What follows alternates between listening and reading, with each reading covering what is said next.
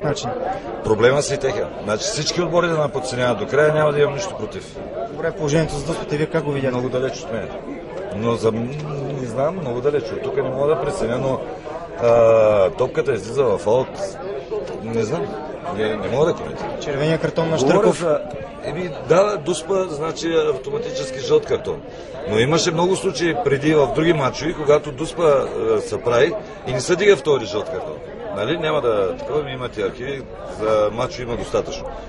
Но това стана пред мен тук, на Атанас Иванов. Прибори се, взима топката и тръгва. Но както и да е, радвам се за момчетата и радвам се, че колкото и малобройна беше публиката, подкрепя и тя не беше наистина 11-тия човек. Все пак тези три точки са жизненно важни. Как виждате вие в края на сезона, видимо ще успее ли да се спаси, така да се каже? Значи, преди малко, сега трябва да се повторя. Значи ще играем до край. Докато има и искрица надежда, и ако изпаднем, вярвам, че никой няма да наубие, както и няма никой треньор женен за даден отбор. Но докато съм с треньор и с тези момчета се борим до край, мисля, че разликата не е голяма. 2 точки от Академик и от Калиакра. Мисля, че ако реално бият, ще миним отбора на Сливен, така че... Има ли някаква финансова криза в Сливен? Знаем, че не са изплатени заплати, но въпреки всичко играчите излезеха мотивирани. Видимо, да. Значи, искам да кажа, че тези публикации, не знам откъде са излезли, момчета са си получили заплати за януари и февруари. В нашия клуб се получават заплата примерно за март, трябва да я получат до края на април.